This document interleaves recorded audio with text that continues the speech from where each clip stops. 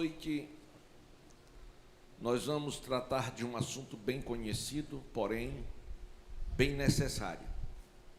Esta noite a palavra de ordem é renovação. Diga comigo, renovação.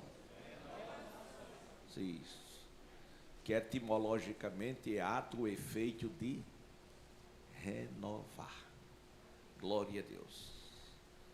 E fazer ou experimentar uma renovação, em primeiro lugar, tem que não se conformar, né? Disse Paulo, escrevendo aos Romanos: não vos conformeis com este mundo, mas transformai-vos pela renovação do vosso entendimento, da vossa mente, para que experimenteis a boa e perfeita e agradável vontade de Deus. Amém. 18. Naquela mesma hora chegaram os discípulos ao pé de Jesus, dizendo: quem é maior no reino de Deus? Foi uma pergunta dos discípulos que se aproximaram de Jesus. Mantenha a sua Bíblia aberta e me acompanhe na explicação. Quem é maior no reino dos céus? A primeira ideia que nós tiramos aqui foi a preocupação dos discípulos quanto à questão de posição. E não foi uma preocupação unilateral. E não apenas dele, na sua época, ainda hoje existe esta preocupação no tocante à posição, no tocante a cargo. Mas eu costumo sempre dizer, o mais importante não é a posição. Vamos dizer junto, diga: o mais importante não é a posição, é a unção. Não adianta ter posição sem unção. Não adianta. João, quando endereçou a carta às igrejas da Ásia Menor, uma daquelas cartas dava conta da situação daqueles irmãos e dizia que eles tinham nome, de que eles estavam vivos, mas estavam mortos. Glória a Deus. Então o importante não é ter, é ser. Há muitas pessoas que têm tantas coisas aqui embaixo, mas lá em cima não tem nada. São tão conhecidos e famosos aqui embaixo, mas não são conhecidos lá em cima. E isso não é a coisa mais importante. É melhor não ser conhecido aqui embaixo, mas ser conhecido lá em cima. Aleluia. E isso não é uma questão de posição. Isto é uma questão de unção, porque unção traz também direção, entre todas as outras coisas. Então, aqueles discípulos ali, eles estavam preocupados e perguntaram para Jesus quem era o maior do reino dos céus. Irmãos, às vezes somos tentados a palavras assim, um tanto forte, um tanto pesada, um tanto agressiva. E eu luto muito para evitar essas coisas, não é? E há quem as condene, e eu não condeno quem as condena. Mas quando os discípulos eles questionaram com Jesus quem era o maior, eu não vou usar o termo que eu gostaria de usar, estou aqui querendo usar, mas eu não vou fazê-lo, vou vencer a tentação, que ser tentado não é pecado. Eles esqueceram que eles acabaram de passar por um vexame muito grande, por uma vergonha tremenda, diante de uma grande multidão, no monte, porque um pai chegou com um filho endemoniado e queria que aquele filho saísse dali livre, liberto, curado. E eles lutaram a noite quase toda, orando, expulsando, e não aconteceu nada. Que vergonha! Mas diga-se de passagem, vergonha maior é um crente com medo de alguém que está endemoniado. Mas deixa para lá. Vamos aqui. E o que aconteceu? Eles não conseguiram. Era o amanhecer de um novo dia. E de repente desce Jesus do monte. Que monte? Tabor. Que faziam? Oravam. E os que estavam embaixo, o que fazia? Nada. Que valesse alguma coisa.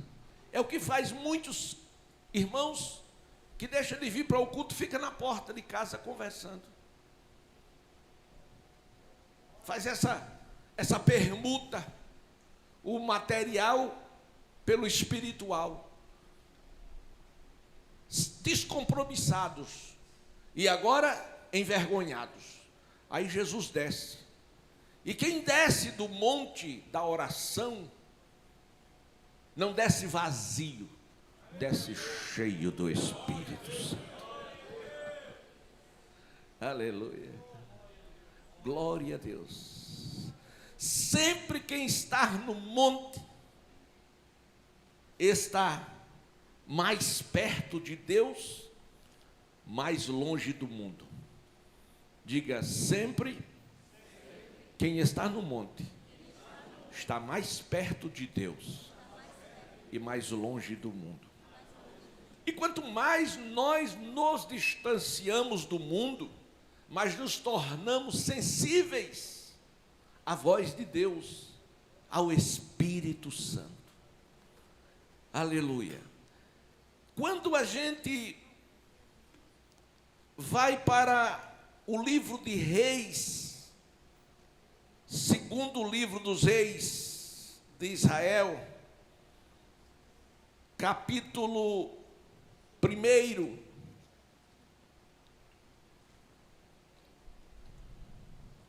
nós encontramos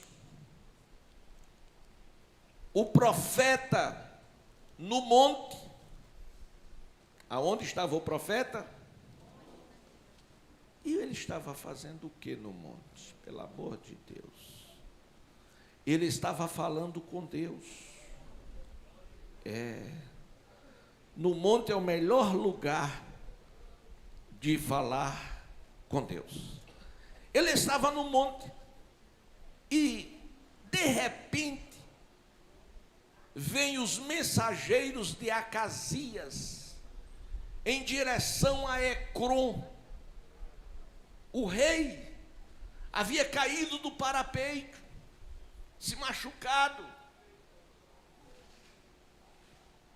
e mandou consultar a Baal-zebub, que era o deus dos ecronitas, e que, segundo a fé deles, aquele Deus tinha poder de cura. Eles estavam totalmente longe de Deus, desprezaram ao Senhor, e muito mais do que isso, apostataram da fé. E quando os mensageiros vinham, o profeta, ele estava no monte. E quando ele estava no monte, o anjo falou com ele e mandou que ele descesse ao vale e desse este recado aos mensageiros de Acabe. O que eu quero dizer com isso? Eu quero dizer com isso que quem está no monte, e não esqueça, todas as vezes que eu falar em monte, você entenda como intimidade, relacionamento, conversa com Deus, oração. Não precisa ir para uma montanha. Não, seu monte pode ser no seu quarto. Glória a Deus. Não importa. O importante é que você esteja em um lugar mais elevado. E este lugar mais elevado não é subindo um degrau, é descendo joelhos. Você não entendeu? Claro que não. Aí o anjo disse: olha, os mensageiros de Acasias estão vindo aí para consultar Baal-Zebub. Está indo para Ecrom. Acasias está em cima da cama, caiu do parapeito. Vá, diga aos mensageiros de Acasias que podem voltar e leve esta mensagem para ele. Pergunte para ele se porventura não há Deus em Israel para ele consultar Baal-Zebub. Em segundo lugar, porque ele fez isto, da cama que ele subiu, ele não descerá, ele vai morrer. Deus é Deus de amor, é Deus de paz, mas é Deus de guerra também. Glória a Deus. E assim ele fez. Glória a Deus. E meus amados irmãos, agora nós encontramos estes homens perguntando, questionando a Jesus quem era o maior. Eu esqueci que nós estamos só lendo, né? No versículo 1 ainda. E o que aconteceu? Como resposta, Jesus traz uma criança, coloca no meio e diz assim para ele: em verdade vos digo, que se não vos converterdes e não vos fizerdes como criança, de modo algum entrareis no reino dos céus. Observe que eles estavam em uma roda.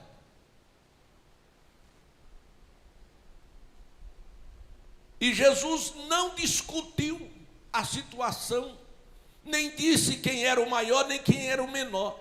Ele deu apenas um exemplo. Traz a criança, coloca no meio, à vista dos olhos dele. Imagine a mente daqueles homens. E disse: se não vos converterdes. O que é que Jesus quis dizer com isto? Vocês não estão convertidos. Tanto tempo vocês andando comigo e não se converteram ainda. Ou seja, vocês ainda não mudaram a direção das vossas vidas.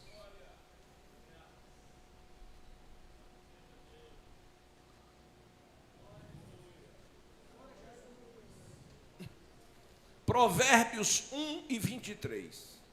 Me ajudem. Provérbios 1 e 23. Sábio Salomão, que foi inspirado pelo Espírito Santo e de Deus recebeu sabedoria, que nunca houve nem haverá um homem como ele, no tocante à sabedoria. O que é que ele diz aí? Convertei-vos, não começa assim? Convertei-vos pela minha repreensão.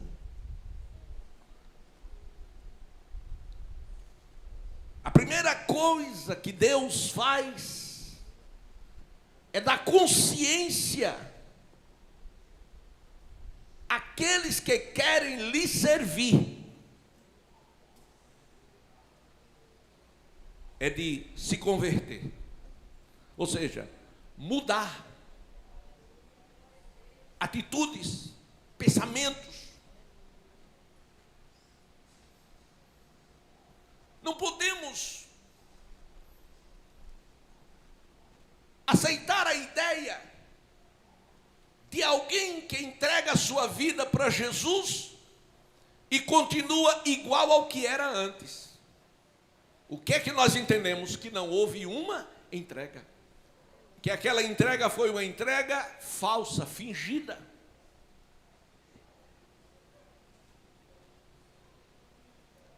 E no melhor das hipóteses, faltou uma experiência espiritual com Deus. Se eu mentia e me converti, eu não minto mais. Se eu roubava e eu me converti, eu não roubo mais. Se eu matava e me converti, eu não mato mais. Por quê? Porque Cristo entrou em minha vida.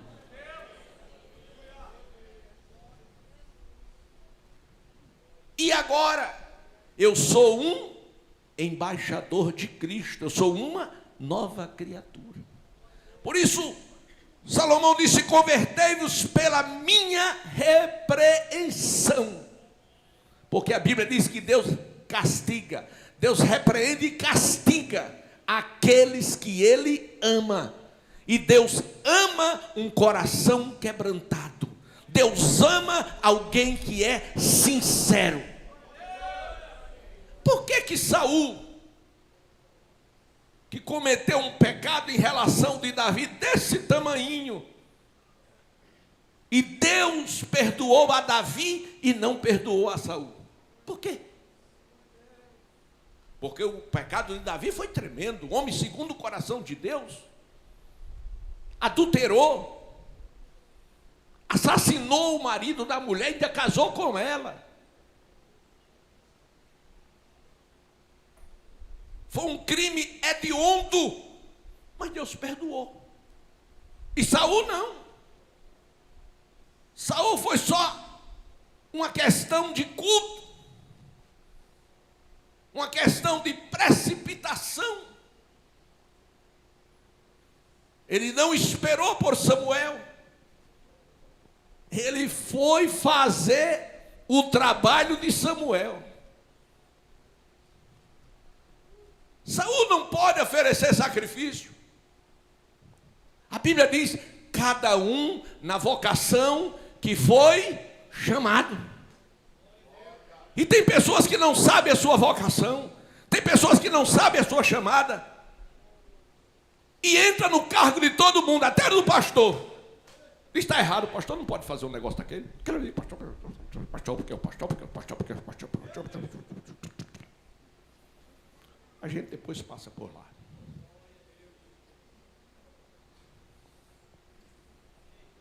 Meu irmão, eu vou dizer que a orquestra está desafinada se eu não entendo de música?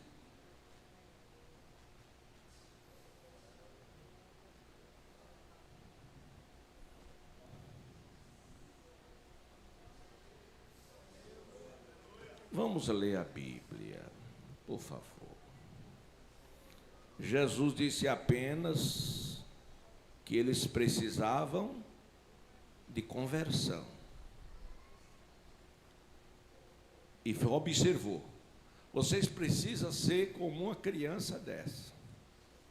Ou seja, pura, inocente, sem maldade, sem espírito de vingança, né?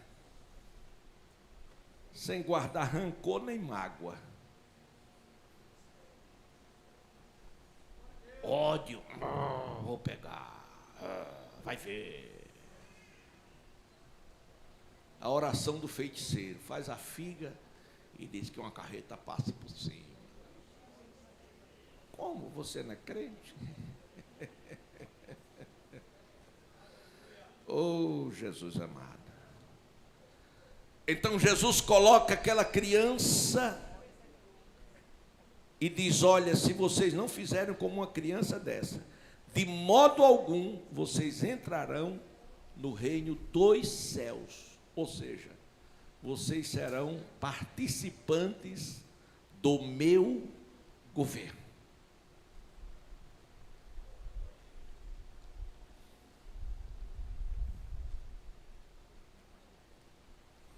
Versículo 4, disse Jesus: portanto, aquele que se tornar humilde como esta criança, esse é o maior no reino dos céus.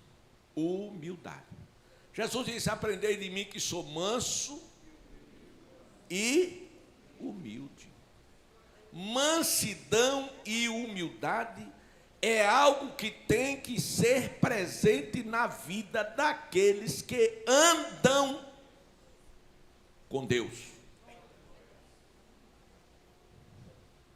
Jesus disse: aprendam de mim. O quê? Mansidão e humildade. Aleluia. Já falei isso uma vez, vou falar outra. Não foi aqui não, foi em outra cidade. Eu dei uma mensagem que Jesus não veio trazer paz, ele veio trazer guerra na terra. Uma mensagem assim de juízo, mas era uma mensagem para a igreja. E uma irmã saiu muito revoltada, e na igreja tinha um pátio assim ao lado, ela ficou lá e ficou xingando, falando. E disse: esse pastorzinho vai ver uma coisa. Eu tinha chegado do interior, Matuto, na capital, né? Tem essas coisas. Eu tinha chegado do interior e ela bateu o pé para lá e disse: esse pastorzinho vai ver uma coisa. Ele está pensando que ele é o quê? Ele vai ver que eu vou rodar a baiana aqui. Uma irmã. Glória a Deus. Aí me disseram, eu digo: vamos orar por ela, que ela não aprendeu de Jesus, não. Nada contra. Glória a Deus. E a gente tem que ajudar esse povo e carregar no colo. Mas estar aqui. Disse Jesus: e aquele que receber em meu nome uma criança tal como esta, a mim me recebe. A mim me recebe. Aí eu lembro-me das palavras de Deus a Abraão: abençoarei os que te e quem quer ser abençoado aqui? Pronto, já sabe qual é a receita. É só me abençoar. Você me abençoa e Deus lhe abençoa. E quem quer ser amaldiçoado? Levante a mão. Ninguém. É só não me amaldiçoar. Aí não será amaldiçoado. É a palavra. Agora, versículo 6. Mas qualquer, sem distinção, mas qualquer que escandalizar um destes pequeninos que creem em mim, melhor lhe fora que se lhe pendurasse ao pescoço um mó de azenha e se submergisse na profundeza do mar. Era melhor do que dar um escândalo. E por incrível que pareça, não é parece que Jesus sabia, ele já sabia, porque Deus tem um atributo chamado presciência. E na presciência de Deus, Deus já sabe tudo que vai acontecer na vida de todas as pessoas do mundo e de sua natureza. Na presciência. Não é predestinação. Deus não predestina ninguém a ser mal. Deus não predestina ninguém para ir para o inferno. Aliás, não é Deus que leva nem coloca ninguém no inferno, de jeito nenhum. Quem leva o homem para o inferno são as suas atitudes, são as suas decisões, são os seus próprios erros, são os seus próprios pecados. Glória a Deus. Na verdade, o que Deus fez foi preparar um lugar maravilhoso chamado céu. E para quem Ele preparou? Para mim, e para você, e para o mundo inteiro. E lá no Calvário, Ele dá uma visão de João 3,16, o que verdadeiramente significa amar. Ele estava no meio. No meio de quê? De dois ladrões. E aqueles dois ladrões representavam toda a humanidade. E um deles reconheceu. Diga, reconheceu. Isso. E no seu reconhecimento veio o arrependimento. E ele olha para Jesus, olha para o seu companheiro, e o seu companheiro não reconheceu, não se arrependeu, e ainda zombou. E diz: tu não dissestes que era o Salvador do mundo? Se tu és, desce da cruz e salva a ti mesmo. Ele não estava nem interessado nele. Salva a ti mesmo. Como se Jesus estivesse perdido como eles. Ele nivelou Jesus a eles. E o arrependido, que reconheceu que Jesus era filho de Deus, olhou para o outro e disse: nem mesmo num estado desse você teme a Deus? Se fosse hoje nós nordestinos, e ô infeliz das costas ocas, tu tá doido? Não é assim que o nordestino diz? Mas ele não era nordestino. Aleluia. Não teme a Deus num estado desse? E olhou para Jesus, não se sentiu digno e disse: Senhor, lembra-te de mim, lembra-te de mim, quando entrares no teu reino. Aquilo foi extraordinário. Aquilo ali foi profético. Aquilo ali foi para revelar o grande amor de Deus na pessoa do seu Filho, Jesus Cristo. E Jesus disse: hoje estarás comigo no paraíso. Jesus não precisa de muito tempo para salvar uma pessoa. Jesus não precisa esperar que uma pessoa se batize nas águas.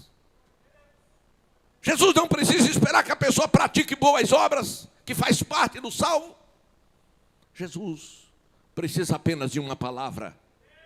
Glória a Deus. De uma confissão. Então ele mostrou ali, de braços abertos, que ele estava pronto a receber a todos quanto reconhecesse que ele era o Filho de Deus, Salvador do mundo. Aleluia. E o que ele era no meio de dois ladrões. Para muitos, mais um ladrão. Para outros, um revolucionário. Mas para outros, um salvador. Aleluia.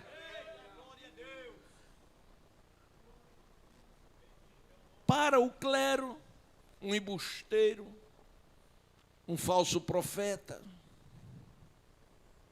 E para mim e para você?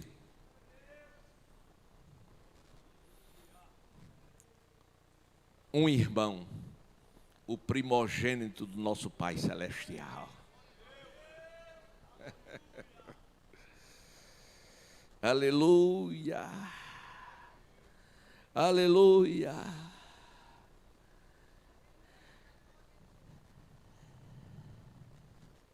Aí Jesus disse, no versículo 7, para concluir a leitura. Estamos na leitura, viu, irmãos? Ai do mundo. Esse ai é um juízo de Deus. Ai do mundo por causa do escândalo. Aí Jesus olha para o século 21, para o ano de 2022 e diz, porque é mister que venha escândalos, mas ai daquele homem por quem o escândalo vem.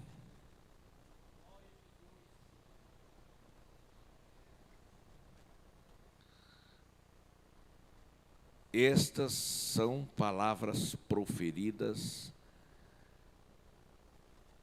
pelo próprio Jesus aos seus discípulos, para que eles entendessem que a unção era mais importante do que a posição, e que aquela atitude deles eram mesquinhas, e que eles precisavam, sim, eles precisavam de uma renovação. Abra sua Bíblia em Romanos 12 e 2. Já fiz menção, mas vamos ver para que você entenda a etimologia deste pensamento no tocante à renovação. Que estamos falando de uma renovação espiritual tão necessária para as nossas vidas hoje. Hoje, não é amanhã. Vamos lá, Romanos 12 e 2. Bem devagar.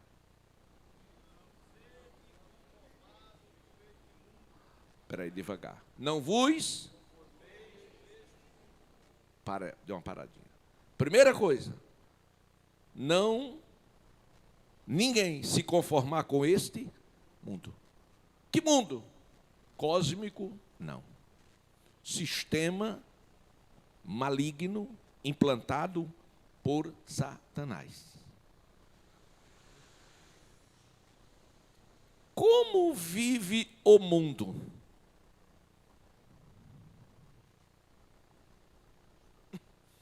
Qual o comportamento hoje das pessoas?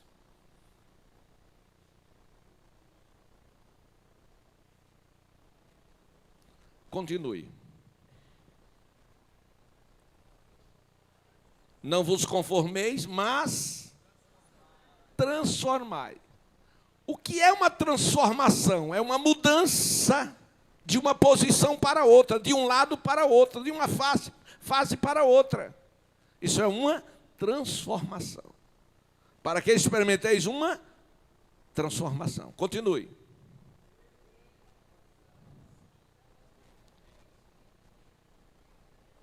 Para quê?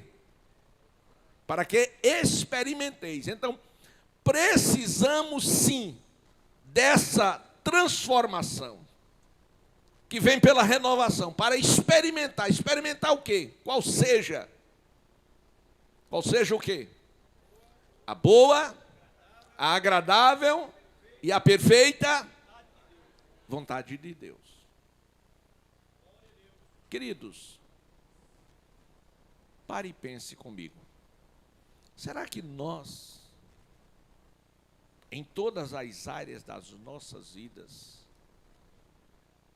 estamos no centro da vontade de Deus? Será que nós estamos fazendo o que Deus quer que a gente faça? Ou será que estamos fazendo o que nós queremos fazer? E Deus respeita, porque Ele nos deu o livre arbítrio. E nesse livre-arbítrio você escolhe o que você acha melhor para você. Mas o importante não é você achar o que é melhor para você, é você procurar entender se o que você acha que é o melhor para você é melhor para Deus também. Glória a Deus.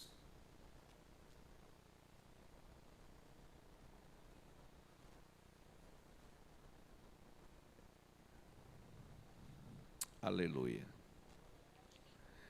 1 Coríntios 2,16, a parte B, diz que nós temos a mente de Cristo. Glória a Deus. No capítulo 6 de Isaías 1 ao 8, conta a experiência do profeta com Deus, que só começou quando ele perdeu a estabilidade palaciana, porque a vida dele estava amparada no rei Uzias. Ele vivia em berço esplêndido, na zona de conforto. E por incrível que pareça, todo mundo quer essa zona, mas é uma zona por demais perigosa. Todo mundo quer ter amigos, ninguém quer ter inimigos. Mas às vezes o que nós pensamos ser amigos são aquele que nos atrapalha, que nos impede das experiências espirituais, que nos afasta de Deus. E minha mãe, era a doutrina da minha mãe. Ela dizia: meu filho, tenha cuidado. Siri, por ter amigo, perdeu a cabeça. Eu não entendia muito, não. Porque Siri tem uma cabeça desse tamanho, que é cabeça e corpo, é tudo junto, né? Glória a Deus. Mas eu só sei que ele anda de troncho, né, assim, de lado. Então, o que acontece é que na zona de conforto, nós trocamos o espiritual pelo material, o relacionamento de Deus pelo relacionamento de pessoas, aonde as pessoas tomam o lugar de Deus em nossas vidas. Isso é incrível, mas escute. Renovação significa tornar novo. Você sabe que o tempo envelhece, desgasta, acomoda. Tudo isso faz o tempo. Não é verdade? Vocês acreditam que eu era bonito? Era. Mas o tempo levou a beleza. A Bíblia diz que a folha, ela murcha. Mas é a vida. Graças a Deus por isso. Então, há uma necessidade de uma renovação na vida espiritual. Há uma necessidade de renovação na vida pessoal. Há uma necessidade de renovação na vida familiar. E há uma necessidade de renovação na vida ministerial. Que são os 3 pontos que possivelmente a gente chegará um dia a falar. Porque certamente hoje não vai dar. Glória a Deus. Então, renovar, tornar novo, recuperar, recomeçar, restaurar. Em Coríntios 5,17, que é a doutrina básica e fundamental dos novos convertidos, é quem está em Cristo. Nova renovação. As coisas velhas. E tudo se fez novo. Renovação significa deixar. significa prosseguir, significa ir até o fim. Mas você não pode fazer isso pela sua própria capacidade ou força. O escritor aos Hebreus, no capítulo 12, versículo 1 e 2. Leia aí. Hebreus 12, 1 e 2. Diz que estamos cercados de uma tão grande nuvem de testemunhas. Que testemunha, pastor? Testemunha no céu, na terra e no inferno. Glória a Deus.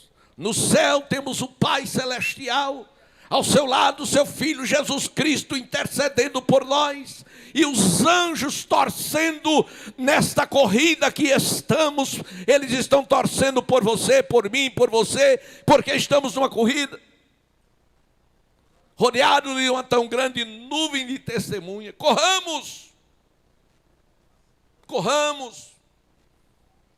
com paciência ou perseverança a carreira que nos está proposta. Sabe aonde você começou essa corrida? Você começou esta corrida no Calvário. E quando essa corrida começou, a primeira coisa que você teve que deixar para trás foi a bagagem do pecado que estava sobre as suas costas e você não aguentava mais. Ninguém entra nesta corrida carregando peso. Quem vai correr tem que largar o peso.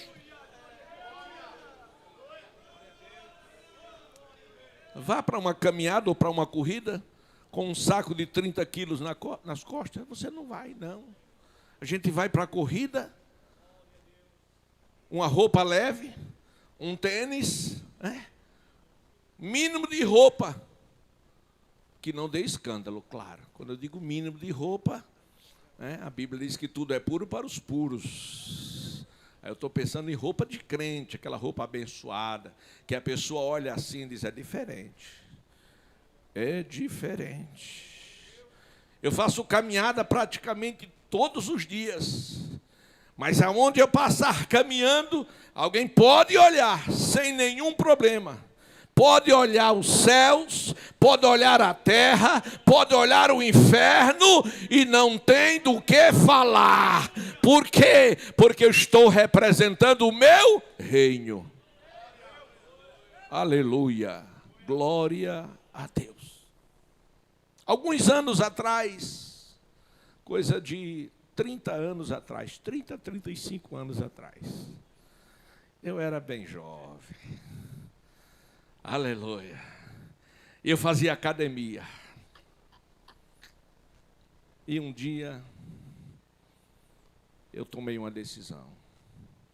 Eu digo, não volto mais a essa academia. Glória a Deus. Porque os assédios eram muito grandes. Glória a Deus. Assédios que nem convém eu falar aqui com vocês, na igreja. Glória a Deus. Eu tinha 31, 32 anos mais ou menos. Aleluia. Estava bem preparado fisicamente. E ali E quando foi um dia, foi o último dia que eu fui, eu estava deitado, levantando aquele trem assim.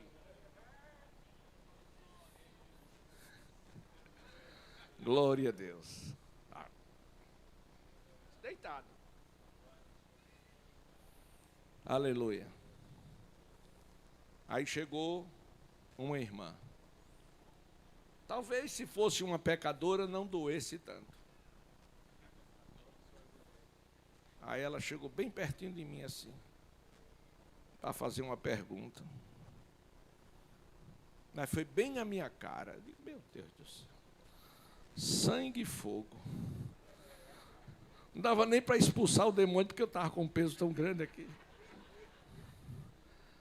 Aí eu parei na hora. E o pior, que ela me conhecia, sabia que eu era pastor, porque quando a pessoa não sabe é uma coisa, né? Glória a Deus. Mas essas coisas estão tão comuns que as pessoas já não ligam mais. E eu me larguei aquele peso, coloquei no lugar, levantei. Aí disse, pois não, pode falar agora. E eu percebi que não era nada por nada mesmo. Aí eu disse, não, vou embora. Aí fui embora, não voltei mais. Este é o mundo que Deus condenou. Esta é a renovação que muitos crentes precisam passar. Renovação. Renovação, irmãos, para vencer os anelos, anseios e desejos da carne. Porque não estamos em corpo angelical, ainda estamos num corpo de carne. E carne é carne, assada é carne, crua é carne, com ou sem tempero é carne. Essa renovação é que vai nos dar a força de ir até o fim. Disse Deus em Daniel 12:3, e tu, porém, vai até o fim.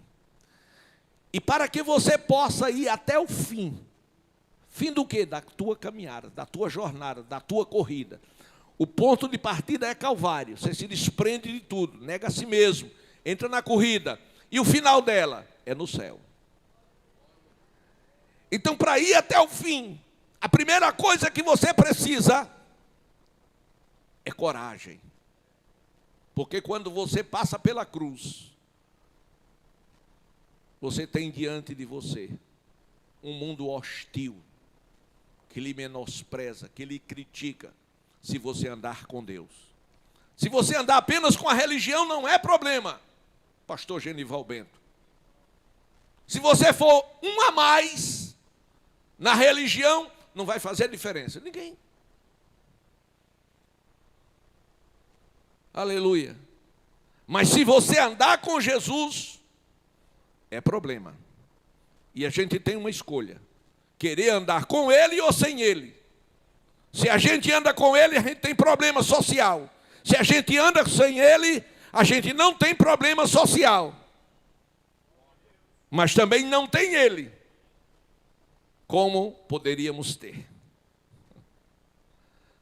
Crente de autoridade e crente sem autoridade. É necessário, para ir até o fim, ter coragem. Segundo lugar, ter visão da glória de Deus. Aleluia. Deixa eu dar uma pálida ideia do que é ter visão da glória de Deus. Aleluia. Um rapaz apaixonado por uma moça. Um rapaz que ama uma moça de verdade. Glória a Deus. Ele acorda e dorme pensando nela. Um rapaz que ama uma moça e quer casar com ela. Glória a Jesus. Ele vive o tempo inteiro pensando, sonhando, tendo a visão daquele dia que ele vai ouvir aquela musiquinha. Tan, tan, tan, tan. Porque ele ama. Então a glória de Deus é um anelo e um desejo que todo crente deve ter diuturnamente. E para isto, é necessário você aceitar a ação soberana de Deus. É necessário que você viva com convicção. A pessoa, um crente que não tem convicção, qualquer pessoa chega e engana ele. Você tem que saber quem você é no Senhor. Quem você é no Senhor. O que você pode através dele. O que você sente por ele. Aleluia. Glória a Deus. Lembra de José? Pense a mulher de Potifar. Aleluia. E a mulher de Potifar pegou pesado. Aleluia. Preparou um laço e disse: hoje eu pego José. Mulher terrível, meu irmão. Graças a Deus que aqui todo mundo é santo, amém? Aleluia. Mas lá fora não é assim não, irmão. Lá fora não é assim não. É diferente. Eu pego José hoje. Aí quando foi pegar José, José disse, não, calma minha senhora. Ninguém está vendo isso, ó. A senhora esqueceu de olhar para cima. Mas cego não olha nem para baixo nem para cima. Deus está vendo e não dá para mim não esse negócio. Queridos, nós somos julgados na corrida da vida. Você é julgada, você é julgado na corrida da vida. Não pela forma como você começa essa corrida, mas na forma como você termina. Há pessoas que começam muito bem, mas no caminho você cansa, você desiste, você repensa. Então, mais importante não é como você começa, é como você termina. Me ajudem, 2 Coríntios 3 e 5. 2 Coríntios 3 e 5.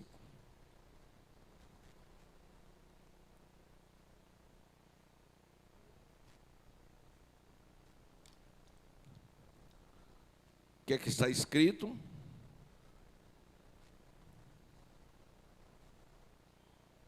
Aliás, 2 Coríntios, 2 Coríntios 3 e 5. Não que sejamos por nós mesmos.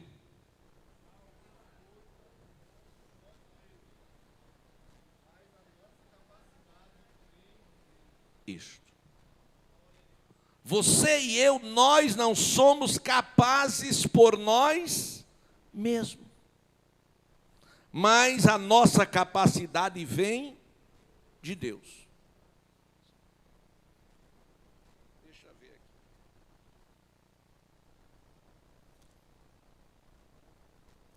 Glória a Deus. Há pessoas que pensam que sabem, que podem, que têm, mas não é bem assim. Não é bem assim. Deixa eu ver aqui um versículo, irmão, que eu não marquei, mas eu me lembrei dele.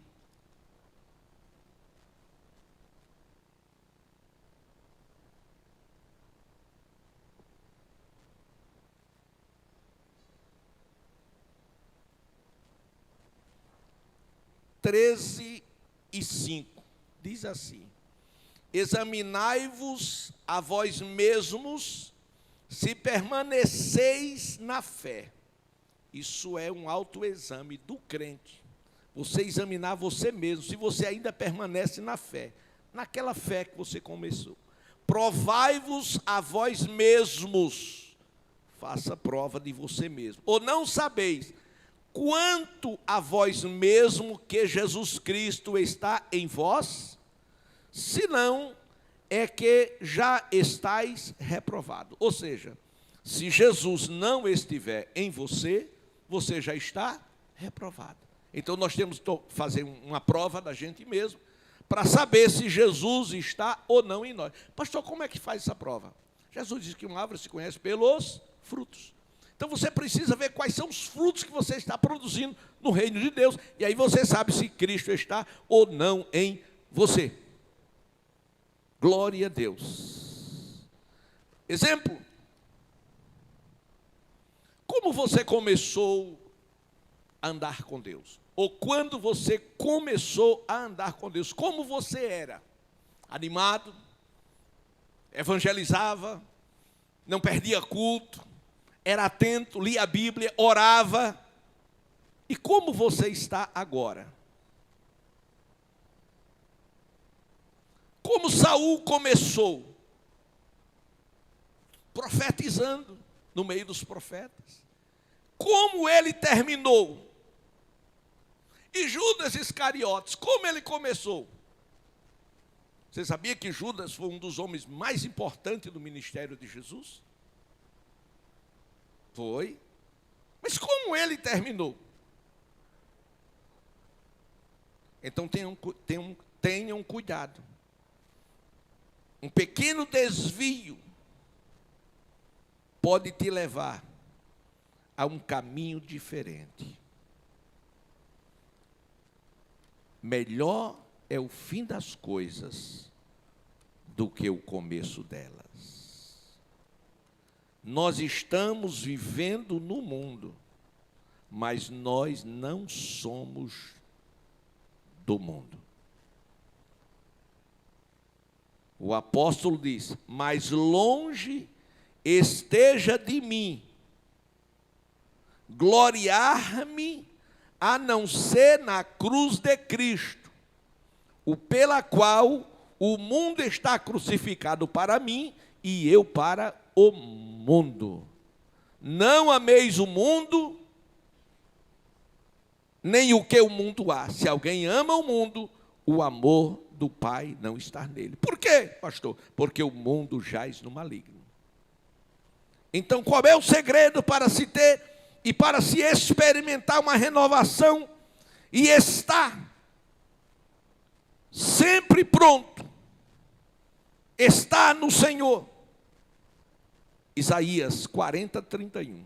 Abra sua Bíblia, porque nós vamos concluir e depois voltaremos a este assunto, seguramente,